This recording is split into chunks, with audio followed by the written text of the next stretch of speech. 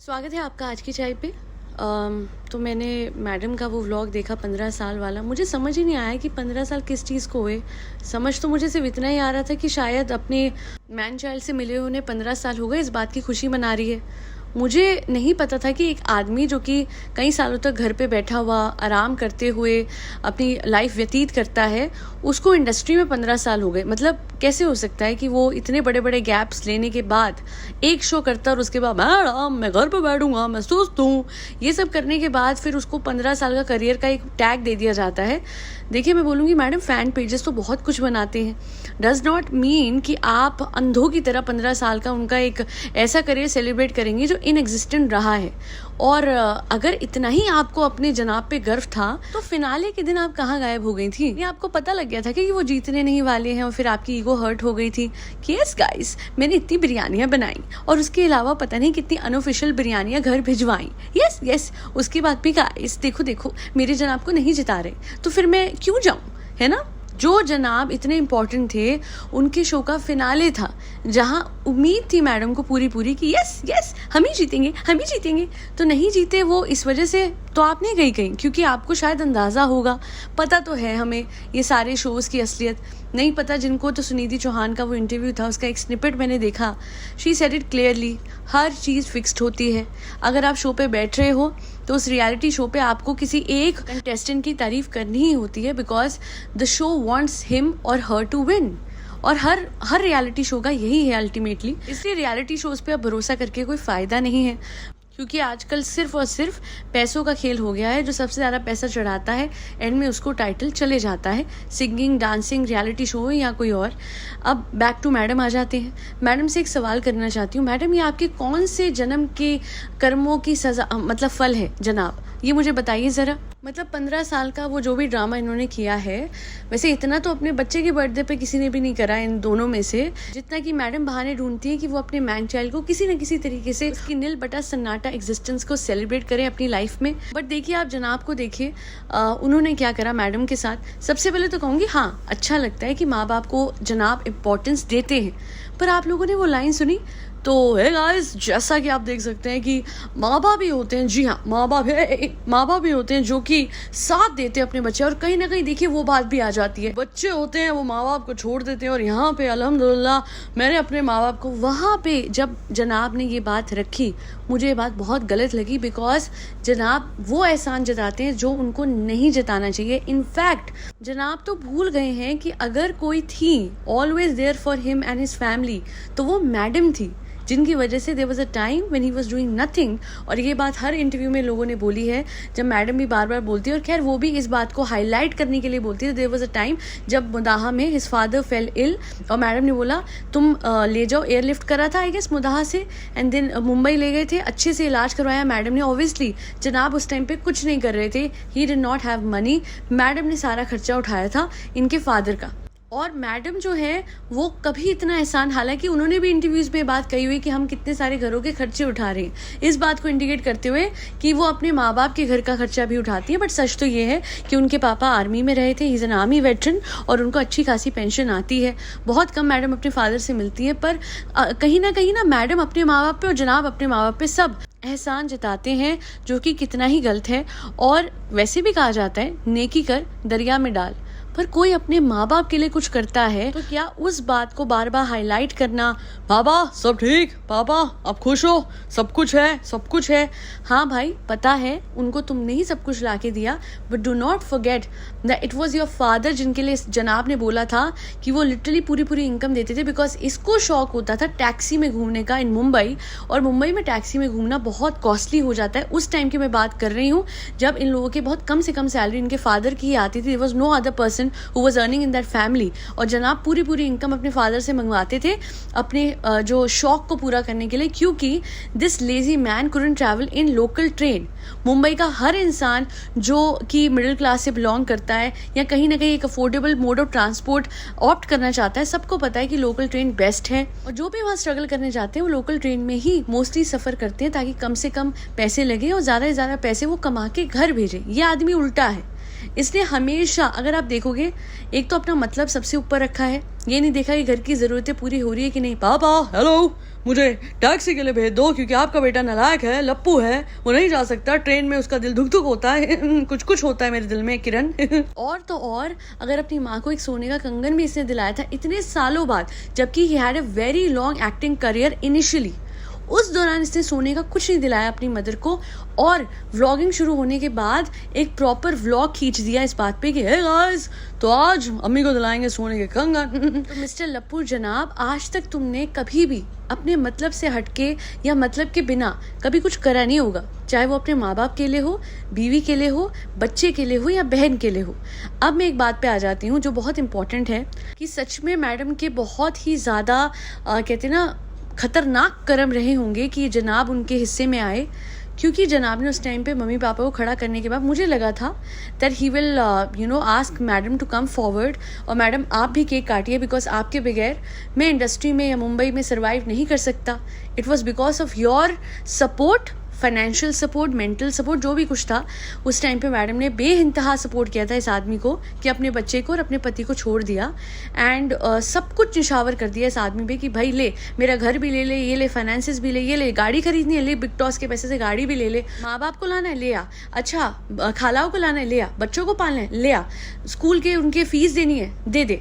मतलब she never said no. And look at him, he is so damn thankless. एक बार भी इसने मैडम को नहीं बोला। एक कहते हैं झूठे मुंह इंसान बोल देता है कि मैडम आपके बगैर कुछ पॉसिबल ही नहीं हो पाता। मक्खी मैडम ने सालों साल जो वो शो किया था उसके फेम के बेसिस पे इन लोगों के जो हैशटैग बने वो बने। हालांकि जनाब तो बीच में से चले भी गए थे वो शो में से, तो मक्खी मैडम की ही फैन ऑफ व्यूअरशिप आई ना अल्टीमेटली यूट्यूब पे भी। अब सोचिए, जनाब तो छोड़िए, उनकी बहन का घर भी आज बसा हुआ है, तो मैडम के फेम पे जो पैसा कमाया हुआ था उसकी बेसिस पे जो व्यूअरशिप, जो फैंस मैडम के उस तरफ गए साहिबा की तरफ, वो सब की वजह से तो बहन का घर भी आज इतना इस हद तक बसा हुआ है। इतना सब कुछ होने के बावजूद भी एक शब्द ये आदमी मैडम के लिए नहीं कहता। मतलब फालतू का ज्ञान तो वैसे बहुत बांटते हैं मैडम और जनाब दोनों ही, और जनाब को तो मौका चाहिए होता है कि कुछ करते। तो हे गाइस, जैसा कि आप देख सकते हैं छोटी सी छोटी बात पे ज्ञान देके बकरियों की तरह मिनमिनाएगा ये लप्पू जनाब। But on the other hand, जब इसको एक्चुअली में ज्ञान देना था थोड़ी देर के लिए, मैडम के एफर्ट्स को, उनके पैसे को जो इसने भर भर के इस्तेमाल करा इस गोल्ड डिगर ने, उसको अप्रिशिएट करना था, पर इसने वो नहीं करा। एंड जैसा कि मैडम करती है, पता है मैडम को फिर क्या है, कर्मा ही मिला ना। अभी मैडम क्या करती हैं, she does the same with her own mother. अम्मी गाइस, यस, अम्मी ने मेरा बहुत साथ दिया गाइस। हाँ, मुझे पता है कि एक गिल्ड ट्रिप पे भेज देती हैं अपनी मदर इन लॉ को, उन्होंने कुछ करा नहीं होता और ये बैठ के उनकी तारीफ करती हैं, तो हाँ ने बेटा हमको नहीं बोलो हमने क्या करा, बट वो सच बोल रही होती। देखिए वो सच्ची है, वो तो कहती है हमने क्या करा और तुम नहीं करा है, तुम भी बहुत अच्छी हो, ये हो वो हो। और ये है जो अपनी मदर के एफर्ट को कभी रिकग्नाइज नहीं करती। एंड देखिए टिट फॉर टैट इनके साथ हो ही जाता है। वो जनाब जिनके साथ पूरा का पूरा पिंड आया था फ्रॉम मुदाहा, वो उस पूरे जनाब की फैमिली को पालने का जिम्मा मैडम ने लिया। इस पूरी फैमिली को देखा जाए, चाहे कितनी नोकझोंक हुई हो, उसके बाद भी किसी तरीके से समेट के रखा हुआ है। आज भी साहिबा के हाथ में होता, ये फैमिली बिखर चुकी थी कब की। क्योंकि देखा जाए तो कहीं ना कहीं जाहिद और उसकी सिस्टम में जो डिफरेंसेस है वो साहिबा की वजह से। वहीं दूसरी ओर अब मैडम को देख लो, कोई भी बात हो जाए, साहिबा कितनी भी ज्यादा कहते ना दिल चुबाने वाली बात कर देगी, फिर भी मैडम के मुंह पे शिकन नहीं आती। ऊपर आके वो दावत पे दावत कराती हैं। जिस तरीके से फरसाना बाजी का उन्होंने वो करा, आई वॉज अमेज्ड कि इतना कुछ होने के बाद, साहिबा की इतनी बदतमीजियों के बाद, वो कोल्ड वॉर जो चलती रहती है जिसमें साहिबा हद से ज़्यादा शेड थ्रो करती है, वो सब होने के बाद भी madam was literally welcoming her in laws with a lot of warmth, जो कि साहिबा के केस में हमें सिर्फ तब देखने को मिला जब रेस्टोरेंट ओपन करना था, एक अपना अच्छा इमेज बनाना था सब लोगों के सामने, तो अपने इन लॉज को बुला के उनकी खिदमत गुजारी करी, जो इससे पहले ना मैंने देखी थी, ना ही कभी साहिबा ने दिखाने की कोशिश करी थी, क्योंकि वो बहुत सेल्फ सेंटर्ड है। उनके आने पे वो खुद बीमार पड़ जाती थी, बट इस बार तो फरसाना बाजी के लिए तक वो खाने बना के दे रही थी। तो सोचिए किस हद तक वो अपने मतलब के लिए किसी का इस्तेमाल कर सकती है, और मतलब ना हो तो चाय में से मक्खी की तरह निकाल के फेंक देती है। जिस भाभी के लिए प्रेजेंट्स पे प्रेजेंट्स जा रहे हैं, गिफ्ट्स पे गिफ्ट्स जा रहे हैं उनके बर्थडे पे, यही भाभी 9 महीने की उनकी प्रेगनेंसी के पीरियड के दौरान कहाँ थी? उस टाइम पे इसको अपनी भाभी ऐसे याद ही नहीं आती थी। उस टाइम पे इसको याद नहीं आता था कि मैंने अपनी प्रेग्नेंट भाभी को पैम्पर करना है, उनके लिए कुछ बना के ले जाऊँ, उनके लिए कोई गिफ्ट्स ले जाऊँ। बट जिस दिन से रेस्टोरेंट ओपन हुआ है, 2 चीज़ें करी हैं साहिबा ने। सबसे ज़्यादा भाभी भाभी भाभी करा है अपने व्लॉग्स में। भाभी के लिए ये लेना है, वो लेना है, जैकेट पे नाम लिखवा के देना है। भाभी से जिद करी मैंने, नहीं मुझे बताओ भाभी, भाभी आप बताओ आपको क्या चाहिए भाभी भाभी भाभी।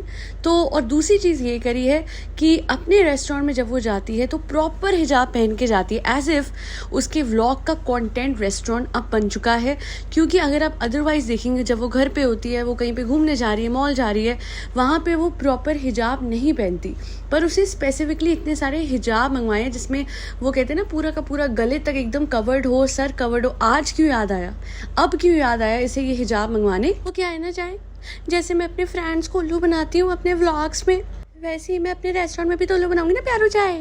तो अस्सलाम वालेकुम फ्रेंड्स, हम आ गए हैं। यहाँ पे देखिए मैंने पूरा हिजाब पहना हुआ है अपने फ्रेंड्स के लिए। वो अलग बात है, मैं ऐसे नहीं करती हूँ यूजुअली, बट आपको तो पता ही है ना फ्रेंड्स, अगर रेस्टोरेंट नहीं चला ना फ्रेंड्स, तो भाई भाभी के सामने मेरा पचका हो जाएगा फ्रेंड्स। इस वजह से तो देखिए मैं अपने इन-लॉज़ की कितनी सेवा कर रही हूँ फ्रेंड्स। वैसे तो मुझे अपने इन-लॉज़ की याद भी नहीं आती थी, मुझे नहीं लगता था कि उनको ज़रूरत है हमारी, या फिर उनके हेल्थ चेकअप की इतनी फ्रीक्वेंट ज़रूरत है। बट देखिए फ्रेंड्स, जब से मैं मुंबई लाई हूँ तब से मैं लगातार हेल्थ चेकअप करवा रही हूँ। और यही नहीं फ्रेंड्स, मैं अपने सास के पास भी बैठती हूँ फ्रेंड्स। वो अलग बात है कि जब इंसान बीमार होता है तो इंसान यूजुअली अवॉइड करता है शोर मचाना। हालांकि साहिबा का अलग ही चलता है, हंसी मजाक, खाना पीना, कुकिंग सब कुछ चलते रहेगा रात के 2:30-3 बजे तक। और कन्हैया और फरसाना बाजी ये दोनों भी बिल्कुल साहिबा की तरह हो गए हैं। 2:30-3 बजे तक लस्सियाँ पी रहे थे उस दिन व्लॉग में। मुझे समझ नहीं आता सबसे पहले तो इन लोगों को सिर्फ रात को ही खाना पीना और कुकिंग याद क्यों आती है? पूरे दिन क्या ये लोग सोते रहते हैं? ओ सॉरी, पूरे दिन तो शॉपिंग चलती है ना guys. Now coming back to madam, इतना ही बोलूंगी कि मैडम को बिल्कुल उन्हीं की तरीके के एहसान फरामोश लोग मिले हैं। मुझे उस दिन एक स्क्रीनशॉट भेजा गया अबाउट अ कमेंट, उसमें जो मैडम के एक्स हैं उनकी जो फ्रेंड है, उन्होंने ये लिखा था कि सबसे पहले तो he is not a pilot, he was a cabin crew, number 1। Number 2, madam की बेटी है पहली शादी से और उन्होंने उसको अबैंडन करा हुआ है, दिस इज़ अ फैक्ट। और जो लोग कहते हैं ये तो पहले से पता था, देखिए बहुत सारे नए लोग जुड़ते हैं, उन लोगों को भी ये बातें बतानी ज़रूरी है। क्योंकि कितने मैं अभी कमेंट्स रिसेंटली देख रही थी, रिव्यू में आए हुए हैं, भद्दे से भद्दे, गंदे से गंदे कमेंट्स इनके सब्सक्राइबर्स ने करे हुए हैं। तो मैं उनको बता दूं, रियलिटी चेक मिल जाए उन लोगों को भी जो इतने गंदे कमेंट आके करते हैं कि प्लीज़ पहले तो ये समझिए कि जो मैडम महान बनती हैं, वो मैडम महान अपने एक्स को तो छोड़ के आई, वो तो चलिए एक बात है, हो सकते हैं डिफरेंसेस हो गए, बट अपने औलाद से भी डिफरेंसेस हो जाते हैं। अपनी औलाद भी एक्स बन जाती है, एक्स पति बन सकता है, एक्स औलाद तो नहीं बन सकती। कभी आपने सुना है किसी की एक्स औलाद ये थी और प्रेजेंट औलाद ये है? नहीं ना, इस केस में सुन लीजिए। इसलिए मुझे महानता मैडम की कहीं नहीं दिखती है, बिकॉज ये महानता व्लॉगिंग के लिए ढोंग है। अगर इतनी ही महान होती तो अपने ही बच्चे को थोड़ी ना छोड़ती, वो भी इस लप्पू से जनाब के लिए, जो हर बार जब वो रोटी बना के देती है तो कहता है ये तक नहीं कहता कि बहुत टेस्टी है मैडम, वाओ लव्ड इट। कभी आप जाके अविनाश का रिएक्शन देखो संभावना के बने हुए खाने पे, वो हमेशा बोलेगा अरे ओहो क्या बनाया है ये वो हमेशा अपलिफ्ट करता है संभावना को। संभावना से गलती भी हो जाए वो पूरी कोशिश करता है कि संभावना को कभी कोई बैशिंग ना मिले, संभावना की इमेज हमेशा अच्छी रहे। और वहीं दूसरी ओर जनाब के सॉरी टू से आते थे तो सबसे पहले ये मैडम को आगे करता था। एक बार तो मैडम ने अपेरेंटली और एलिजिडली मैडम प्रेग्नेंट थी, तो उस टाइम पे मैडम ने सॉरी टू से पहले बनाया था। कितनी नेगेटिविटी फैलाओगे वाला वीडियो। बेचारी को अपने आप को तनिष्क के इयरिंग गिफ्ट करने पड़ रहे थे सो दैट ये बात जो है ये खुले ना कि जनाब ने कुछ दिया ही नहीं। एनिवर्सरी तक ये सेलिब्रेट नहीं कर पाता, ढंग से मैडम का बर्थडे नहीं सेलिब्रेट करता, ढंग से अपने बच्चे का बर्थडे सेलिब्रेट नहीं करता, क्योंकि दिमाग में इन सब के कंटेंट रहता है। दिल से कुछ करने जाओगे वो दिखेगा और नहीं करने जाओगे तो वो भी दिखता है, और वो दिखता है। और तो और जो मैडम के एक्स की दोस्त है उन्होंने कमेंट में ये भी लिखा था, जो कि बात काफ़ी हद तक कई लोगों को पता, बट जिनको नहीं पता उनको ये बता दूँ दैट जो इनके एक्स थे मैडम के, उनके ही ब्रदर ने इनको काम दिलाया था, क्योंकि कहीं ना कहीं वो एक अच्छी पोजीशन में थे इन द सेम नेटवर्क जिसमें again in the same network जिसमें मैडम को काम मिला, और काम मिलने के बाद उसी काम के बेसिस पे अपने आप को सुपीरियर दिखाते हुए और अपने एक्स की फैमिली को इन्फीरियर बताते हुए she left that family, whereas in comparison to those educated people this family, जनाब की family was nowhere in terms of education, etiquettes and values. And उस टाइम की एहसान फरामोशी came back as a karma for her in the present times, जहाँ इनकी हालत देखेंगे आप ये वाले व्लॉग में जो 15 ईयर्स पूरे हो गए हैं। She is looking extremely shabby. Why? अगर आप एक सेलिब्रेशन कर रहे हो, एक माइलस्टोन सेलिब्रेट कर रहे हो अपने जनाब का, can you never get ready properly? Actually क्या होता है कि इंसान किसके लिए तैयार होता है? सामने वाले के लिए।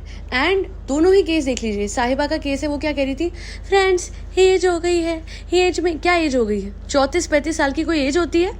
और मैं तो कहती हूँ 60 साल या 70 साल का भी इंसान होगा ना, अच्छे से तैयार होगा अगर उसके घर का माहौल अच्छा होगा और उसकी कोई परवाह नहीं करेगा इंसान की, तो फिर आप देखिएगा वो इंसान अपने आप ही तैयार होना छोड़ देगा। साहिबा के केस में भी वही हो रहा है, मैडम के केस में भी वही हो रहा है। जाहिद को साहिबा के पैसों की पड़ी हुई है और जनाब को तो अब मैडम की पड़ी ही नहीं हुई है, because he is earning the same amount and he doesn't give a damn to her. और लास्ट में पॉडकास्ट के एंड में एक बात बोलना चाहूँगी, कुछ लोग जो कि 2 बीवी वाले के बहुत वैसे कम लोग सपोर्टर हैं, बट जो भी कुछ गिने चुने आके इधर कमेंट करते हैं घटिया, या फिर जो इस फैमिली के हैं जनाब और मैडम के, और वो कमेंट कर रहे हैं गालियों भरे, उनके लिए इतना कहूँगी कि अपने कर्म सिर्फ और सिर्फ 2 बीवी वाले व्लॉगर या ऐसे फैमिली को जनाब और मैडम को सपोर्ट करने में खराब क्यों कर रहे हैं। और सबसे बड़ी बात है, 2 बीवी वाले के जो सपोर्ट करते हैं, मैं उनसे एक चीज़ कहना चाहूँगी, क्या सिर्फ और सिर्फ पॉलीगैमी कारण है मेरा उस फैमिली को नापसंद करना? उससे कई बड़े कारण मेरे हाथ में हैं, और वो कारण ये है कि ये जो आदमी है 2 बीवी वाला, ये एक तथाकथित बलात्कारी है। और अगर आप लोग बोलेंगे मैडम और जनाब का सपोर्ट तो कर ही सकते हैं, तो मैं बोलूँगी अच्छा, तो एक औरत जो अपने बच्चे को छोड़ के आ जाए, अपने हस्बैंड को धोखा दे, एक्स्ट्रा मैरिटल अफेयर करे, और एक आदमी जो कि अपनी दादी तक को पूछता नहीं है, जब उस पर इतने पैसे होते हैं कि वो किसी न किसी तरीके से फाइनेंशियली अपनी दादी की मदद कर सकता था, पर उसने हेल्प नहीं करी। वही नहीं, इनफैक्ट वो मामा फैमिली जो कि हमेशा फाइनेंशियली लोगों की मदद करते रहे, अनाज पहुंचाते रहे, इनके घर पे राशन पहुंचाते रहे, मुदाहा टू भोपाल, क्योंकि इन लोगों की फाइनेंशियल कंडीशन उस टाइम पे सही नहीं थी, उन्हीं लोगों को इन लोगों ने साइड लगा दिया। तब उस टाइम पे जब मामा की बेटी की शादी हुई और जनाब के पास वो मौका आया था, वो गोल्डन अपॉर्चुनिटी आई थी जहाँ पे वो सब कुछ जो मामाओं ने करा था वो कहीं ना कहीं गिव बैक कर सकते थे इन टर्म्स ऑफ फाइनेंशियल हेल्प, या फिर जो भी उनकी बेटी के लिए कुछ दे सकते थे। और इंस्टेड जिन मुदाहा वालों से वोट मांगते हैं, उन्हीं मुदाहा वालों के यहाँ पे जो अपने रिश्तेदारों के घर में शादी होती है तो नहीं जाते हैं। और एक और बात कहना चाहूँगी, जनाब की बात करते हो, मैं किज़ा और कियान की बात कर लूँ, आप लोगों के सामने है। किज़ा की पढ़ाई का बहाना बना के दादाजी के अंतिम में किज़ा को नहीं ले जाया जाता, कियान को नहीं ले जाया जाता। वहीं दूसरी ओर किज़ा की पढ़ाई को छुड़वा के, लिटरली उसकी पढ़ाई से पूरा ध्यान हटवा के, जब वो कह रही है कि एग्जाम्स भी है, वो भी बिल्कुल साइड करवा के साहिबा अपने रेस्टोरेंट के लिए चॉकलेट और केक बनवाती है। और तो और किज़ा कियान की दादी का भी अभी हाल ही में निधन हुआ है, और तब भी साहिबा को बिल्कुल याद नहीं आया कि व्यूअर्स को इन्फॉर्म कर दे या इन बच्चों को कोई मुदाहा लेके चले जाए, क्योंकि शायद साहिबा के वैल्यूज ही ऐसे हैं कि उसको लगता है कि रेस्टोरेंट के कस्टमर्स के लिए चॉकलेट बनाना और केक बनाना खून के रिश्तों को निभाने से ज्यादा इंपॉर्टेंट है। मैं तो ना 2 बीवी वाले को सपोर्ट करूंगी कभी भी, और ना ही जनाब और मैडम को करूंगी। जनाब और मैडम फिर भी मैं कह सकती हूँ 1-2 मामलों में शायद सही होंगे, बट 2 बीवी वाला इन्फ्लुएंसर प्लीज प्लीज प्लीज उसको फॉलो करना बंद करे। कोलकाता में जो हुआ है उसके लिए हम इसलिए प्रोटेस्ट कर रहे हैं ना, क्योंकि लड़की को इंसाफ मिले, लेडी डॉक्टर को इंसाफ मिले। तो फिर वही कुछ हिपोक्रेट व्लॉगर्स और कुछ हिपोक्रेट लोग क्यों सपोर्ट कर रहे हैं 2 बीवी वाले का, जबकि सबको पता है कि अलेजिडली उसने एक छोटी सी मासूम सी बच्ची के साथ जघन्य अपराध करा, और उसकी बीवी जिसपे आप लोग एक टाइम तक तरस खाते थे कि ओहो हो क्या हो गया, दूसरी बीवी को उसके सर पे लाके बिठा दिया, सौतन को बिठा दिया, वही बीवी ने उस बच्ची को घर से जाने नहीं दिया, छुट्टी पे जाने नहीं दिया, एंड शी न्यू कि रूम में वो उस बच्ची के साथ अलेजिडली कर क्या रहा था। जो भी कोई इंसान इस तथाकथित बलात्कारी को सपोर्ट करता है उसके लिए एक ही चीज बोलूंगी कि एक वक्त तो आएगा ना जब इन सब बातों का हिसाब आपको ऑलमाइटी को, डिवाइन सोल को देना पड़ेगा। उस दिन ऊपर वाले को क्या मुंह दिखाओगे? इसलिए जीते जी अपने कर्म सही कर लो, वरना पूरी जिंदगी ऐसे लोगों का साथ दो और फिर इवेंचुअली जब हिसाब की बात आएगी कर्मों के, तो फिर भगवान जो है वो दूध का दूध पानी का पानी कर देंगे और ऐसे लोगों को सपोर्ट करने वाले लोग पानी पानी हो जाएंगे। ये बात जरूर रखना चाहूंगी कि दिल को बहुत दुख पहुंचता है जब रोज इतने सारे केसेस सामने आ रहे हैं जहाँ पे छोटी छोटी बच्चियों के साथ जघन्य अपराध किए जा रहे हैं।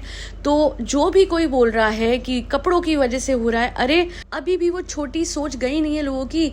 नहीं, कपड़ों की वजह से नहीं होता, ये गंदे लोग जो दरिंदे हैं इनकी गंदी सोच की वजह से होता है। कोई 10 महीने की बच्ची, कोई 4 साल की बच्ची, कोई 10 साल की बच्ची, कोई 16 साल की लड़की, कोई 25 साल की लड़की, कोई 40 साल की औरत, कोई 60 साल की बुजुर्ग, कोई 70 साल की बुजुर्ग। अरे अगर इन सब के साथ जघन्य अपराध हो रहे हैं तो ऐसे में आपसे हाथ जोड़ के एक प्रार्थना करूंगी, अपने घर की बच्चियों को बहुत ही प्रोटेक्ट करके अपने घर में रखिए। कहीं भी बच्चियां जाती हैं तो बिल्कुल उनके साथ जाइए, साथ आइए, नंबर 1। नंबर 2, कोई भी लड़की कहीं जा रही है तो मेक श्योर उनके साथ में कोई ना कोई मेल मेंबर हो, या फिर अगर आप अकेले जा रहे हो तो मेक श्योर आपके पास इनफ चीज़ें हों। फॉर एग्जाम्पल पेपर स्प्रे हो, या फिर आपके फ़ोन में इमरजेंसी आपने नंबर ऐड करे हो। और साथ ही कभी भी कहीं भी जाएं तो लोकेशन शेयर करके जाएं, क्योंकि आज का टाइम सच में बिल्कुल भी सही नहीं है। I never felt unsafe up until these 10-15 days in the last 2 weeks, जब मुझे ऐसा लगा कि हाँ मैं भी निकल रही हूँ तो मुझे बहुत सतर्क रहना पड़ेगा। अपनी सुरक्षा आपके खुद के हाथों में है और छोटी छोटी बच्चियों की सुरक्षा माँ बाप के हाथ में है। So please be careful, the world is becoming a very difficult place to live in, औरतों के लिए खासकर। और हाँ, ये बात बहुत उठ रही है ऑल मैन वाली, तो मैं इतना ही बोलूँगी कि किसी की माथे पे नहीं लिखा होता कि वो दरिंदा है, इसलिए हमें नहीं पता कि कौन कैसा है, तभी लोग ऑल मैन कह रहे हैं, क्योंकि कौन कैसा निकले, कौन क्या कर जाए, इसका कोई भरोसा ही नहीं है। कोई ऑटो ड्राइवर किसी के साथ गलत कर जा रहा है, कोई स्कूल का टीचर, कोई डॉक्टर थी तो वहाँ पे उसके जूनियर्स थे उन्होंने गलत करा, कोई एक जगह डॉक्टर थी तो वहाँ उसके सीनियर ने गलत करा। अभी एक लड़की का वीडियो वायरल हो रहा है, आप लोगों ने देखा होगा, जहाँ पे उसके जो सीनियर हैं, एनाटॉमी के सीनियर जो हैं, उन्होंने उसको इतना पीटा, इतना मारा है, क्योंकि 7 महीने से वो उसके पीछे पड़े हुए थे। उसको बहला फुसला के बोलते हैं कि अच्छा लास्ट टाइम आ जाओ, अब मैं आज के बाद परेशान नहीं करूँगा, और उसको गाड़ी में बिठा के इतना मारा लड़की को कि पूरे उसके मुँह पे और हाथ पे दाग ही दाग थे, नील ही नील पड़े हुए थे। तो कहाँ पे लड़की सेफ है? घर में कितनी सारी लड़कियां हैं जिनके साथ खुद के उनके रिश्तेदार इतना बुरा और इतना गलत कर जाते हैं। तो बेटियों को तो माँ बाप सहेज के रखें, और ये वक्त नहीं है कि हम खुली हवा में खुली सांस ले सकते हैं बिना टेंशन के, वो तो दिख ही रहा है। And I am proud of the people of Kolkata जो कि इकट्ठे होके पार्टी इन पावर के अगेंस्ट लगे हुए हैं प्रोटेस्ट करने में। इवन दो उनके साथ इतना बुरा कर रहे हैं पार्टी इन पावर वाले, लगातार अपने पावर का गलत इस्तेमाल करते हुए जो लोग बेकसूर हैं, जो मासूम लोग हैं, उनको हिरासत में लिया जा रहा है। और देखिए कितनी ज़्यादा दुख की बात है कि जिन लोगों ने एक्चुअली में ये जघन्य अपराध करा है वो तो शायद भाग ही चुके हैं, है ना, और जो लोग इंसाफ की लड़ाई लड़ने के लिए सामने आए हैं उन लोगों को हिरासत में लिया जा रहा है। इसी बात से पता लगता है कि जब हम अपने लीडर को इलेक्ट करें तो बहुत सारी बातों को मद्देनजर रखते हुए करें, वरना ये लीडर हमारे सर पे चढ़ के नाचते हैं और उसके बाद जो करते हैं वो आपके सामने है। जो कोलकाता में हो रहा है वो आपके सामने है। मुझे फ़र्क नहीं पड़ता बीजेपी से, टीएमसी से, कांग्रेस से, आम आदमी पार्टी से, मैं किसी पार्टी की तरफ नहीं हूँ। मैं सिर्फ उन आम लोगों की तरफ हूँ जिनके साथ टाइम टू टाइम ये बड़े बड़े लीडर्स के बच्चे गलत कर जाते हैं और उसके बाद इंसाफ की गुहार जो है वो दबा दी जाती है पावर के ज़ोर से। तो ऐसे हर इंसान के खिलाफ हूँ मैं, इररिस्पेक्टिव कि वो कौन सी पार्टी से आते हैं, कौन सी पार्टी से नहीं आते हैं। आज के लिए इतना ही।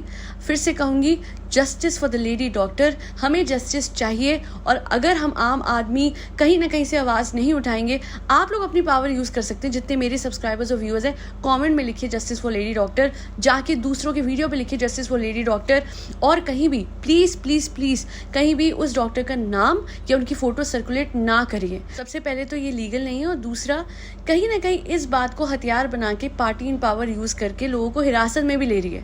तो आपको पता है आपको क्या करना है, आपको इंसाफ की गुहार लगानी है, हर वीडियो पे कमेंट करना है, लोगों को बोलना है जिन क्रिएटर्स ने अभी तक वीडियो नहीं बनाए डेडिकेटेड, तो उन क्रिएटर्स के पीछे पड़िए कि वो वीडियो बनाए और उस लड़की के लिए इंसाफ की आवाज़ को बुलंद होने में मदद करे ऑन सोशल मीडिया। एक टाइम होता था कि कलम में इतना जोर होता था कि सत्ता पलट जाती थी। आज भी मैं बोलूँगी कि ये कलम है हमारी, ये कॉमेंट्स, ये वीडियोज़, ये पॉडकास्ट कहीं ना कहीं हमारी कलम है जिसके थ्रू हम उस लेडी डॉक्टर के लिए इंसाफ की मांग कर सकते हैं from the party in power, because we are well aware of the facts. हाँ, कई लोग कोशिश करेंगे आवाज़ों को दबाने की, लोगों को छुपाने की, पर अपनी तरफ से हम जो कर सकते हैं हमें करना है और रुकना नहीं है। ये जिनके हाथ में सत्ता है इनके आगे झुकना नहीं है, अब हमें बिल्कुल भी रुकना नहीं है। जय हिंद, जय भारत।